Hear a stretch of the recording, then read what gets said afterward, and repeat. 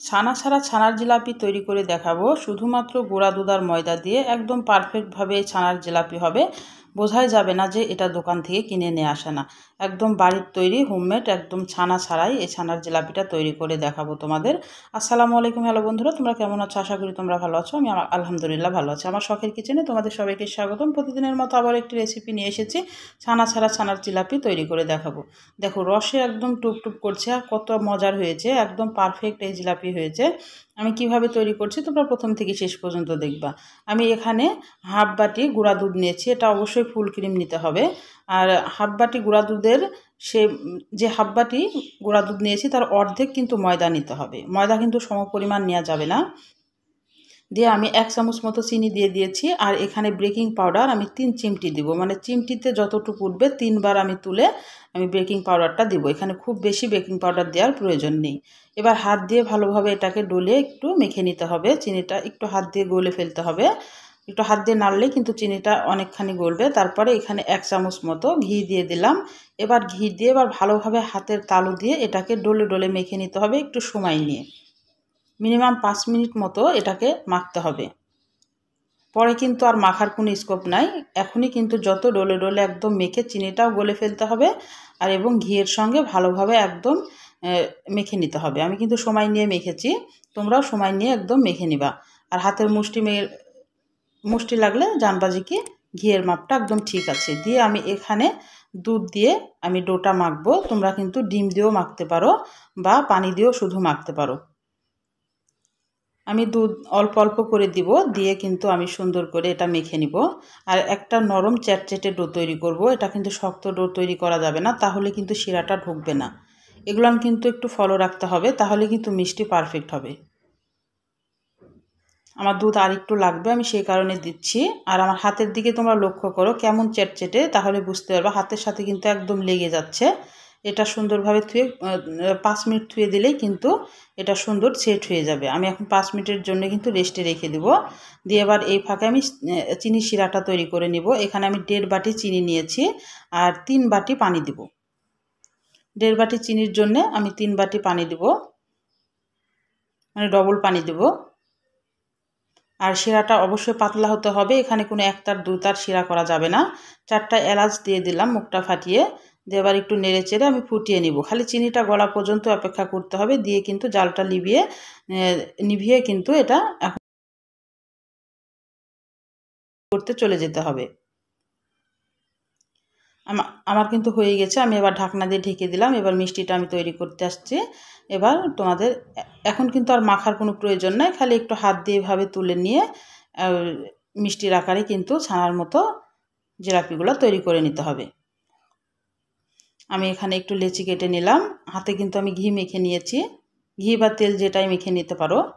দিয়ে এবার আগে একটু মসৃণ করে নিতে হবে, গোল করে নিতে হবে। তারপরে এইভাবে একটা বিড়ি বা থালের উপরে থুয়ে এভাবে লম্বাটে একটা দড়ির আকারে তৈরি করে নিতে হবে। দিয়ে এক পাট নিয়ে এসে এভাবে মুখটা ছিল করে দিয়ে এভাবে ঘুরিয়ে ঘুরিয়ে আবার তখন মুখটা আবার লেগে দিতে হবে। তোমরা হাতের দিকে লক্ষ্য করলে বুঝতে পারবা, একদমই সহজ এই জিলাপি তৈরি করা। এভাবে আগে লম্বা দড়ির মতো তৈরি করে নিতে হবে। এটা কিন্তু এক প্যাচেরও দেয়া যায়। আমি এখানে অনেকগুলাই প্যাচটা দিচ্ছি। এক প্যাচ দিলে এভাবে তুলে নিয়ে এসে আর এক প্যাচে অমনি মুখটা মেরে দিতে হয়। আর একটু ইয়া করে কয়েকটা প্যাচ হচ্ছে, 2-3টা প্যাচ হয়ে যাচ্ছে। আমি তোমাদের সুবিধার জন্য আরেকটা দেখিয়ে দিচ্ছি। ঘরে শুধু একটু গুঁড়া দুধ আর ময়দা থাকলে কিন্তু এই ছানার জিলাপিটা তৈরি করে খেয়ে নিতে পারো। মনে হবে না যে বাড়ির তৈরি, মনে হবে যে একদম দোকান থেকে কিনে নিয়ে এসে খাচ্ছ। খুবই মজার হয়, একবার হলো তৈরি করতে পারো। আর আমি যেভাবে তৈরি করছি সেভাবে করবা, তাহলে কিন্তু একদম পারফেক্ট হবে।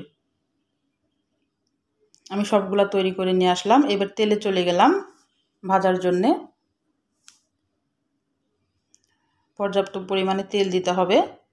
আর তেলটা একটু আঙ্গুল দিয়ে চেক করতে হবে। আঙ্গুলটা যদি সহ্য করা যায় তাহলে তেলের মাপটা ঠিক আছে, তখনই কিন্তু মিষ্টিগুলো ছাড়তে হবে। খুব গরম তেলে কিন্তু মিষ্টি ছাড়া যাবে না। গরম তেলে মিষ্টি ছাড়লে কিন্তু মিষ্টি ভালো হবে না, শিরাতে তো মিষ্টি ঢুকবেই না, শিরা ঢুকবে না। একটু হাতল দিয়ে মানে হাতনাটা ধরে একটু দলিয়ে দিতে হবে। এখানে প্রথম পর্যায়ে কিন্তু ছুন্নিটা দেওয়া যাবে না, যখন ফুলে উঠবে তখন কিন্তু ছুন্নিটা ইউজ করতে পারো। যখন একটু লাল হয়ে আসবে ওই পিঠটা তখন কিন্তু ছুন্নি ইউজ করবা, না হলে কিন্তু হাত মানে পাতিলের যে হাতা আছে হাতাটা ধরে একটু দুলিয়ে দুলিয়ে দিতে হবে মাঝে মধ্যে, তাহলে কিন্তু জিনিসটা মিষ্টিগুলা কিন্তু ফুলে উঠবে, তখন ছুন্নি ব্যবহার করতে হবে। আর জালটা একদম সর্বোচ্চ তোমাদের চুলার জালটা সর্বোচ্চ লো থাকবে, সেই লোটা দিয়ে কিন্তু একদম ঘড়ি ধরে 10 থেকে 12 মিনিট সময় লাগে মিষ্টিগুলা ভাজতে। আমি একটু বেশি কালো করেছি মিষ্টিগুলা, ইচ্ছা করেই কালো করেছি। তোমরা কিন্তু এর চাইতে আর একটু ডার্ক রাখতে পারো, মানে এত কালো নাও করলেও হবে। আমি কিন্তু ইচ্ছা করেই করেছি। এবার মিষ্টিটা ঠান্ডা হওয়া পর্যন্ত অপেক্ষা করতে হবে, দিয়ে চিনির শিরাটা আবার ফুটিয়ে নিতে হবে একবার, দিয়ে হাতে মিষ্টিটা নিতে হবে, যে মিষ্টিটা আসলে সহ্য করতে যাতে হাতে গরমটা সহ্য করা যায় এরকম পর্যায়ে কিন্তু ফুটন্ত ফুটন্ত শিরার ভিতরে কিন্তু মিষ্টিগুলা দিয়ে দিতে হবে। আমি দিয়ে দিলাম, দিয়ে এবার একটু ছুন্নি দিয়ে ভালোভাবে নেড়ে দিব। ঢাকনা দিয়ে ঢেকে আমি কিন্তু বেশি জাল করব না, মাত্র 5 মিনিট জাল করব। 5 মিনিট জাল করে আমি চুলাটা বন্ধ করে আমি সারা রাত কিন্তু রেখে দেবো। আমি মিষ্টিটা কিন্তু রাত্রে বানাইছি, আমি সারা রাত রেখে সকালে তোমাদের আবার আমি দেখাবো। আমি শুধু 5 মিনিটে জাল করেছি। দিয়ে এবার আমি সকালবেলাতে তোমাদের পরিবেশন করে দেখাচ্ছি কেমন হয়েছে মিষ্টিটা। রস খেয়ে একদম রসের তলাতে ডুবে আছে, তার মানে মিষ্টিটা একদম পারফেক্ট হয়েছে। তাহলে আমার রান্নার যদি কোনো অংশ তোমাদের ভালো লাগে, প্লিজ আমার চ্যানেলটাকে সাবস্ক্রাইব করে দিও, একটা লাইক দিয়ে রান্নাটা দেখা শুরু করো, ছোট্ট একটা কমেন্ট করে জানাইও আমার রান্নাগুলো কেমন লাগে। পাশে থাকা বেল আইকনটা প্রেস করে দিও, আমি যখন এরকম নতুন রেসিপি তোমাদের মাঝে হাজির করবো তোমাদের কাছে যেন ভিডিওটা চলে যায়। তোমাদের একটা লাইক একটা কমেন্ট কিন্তু আমাকে অনেক উৎসাহ করে। হাতের দিকে লক্ষ্য করলে বুঝতে পারছো রস একদম কিভাবে ঢুকেছে আর কত সুন্দর পারফেক্ট হয়েছে। তাহলে আজকের মতো বিদায় নিচ্ছি, তোমরা সুস্থ থাকবা, ভালো থাকবা, আবার কোনো নতুন রেসিপির সাথে হাজির হবো। আল্লাহ হাফেজ।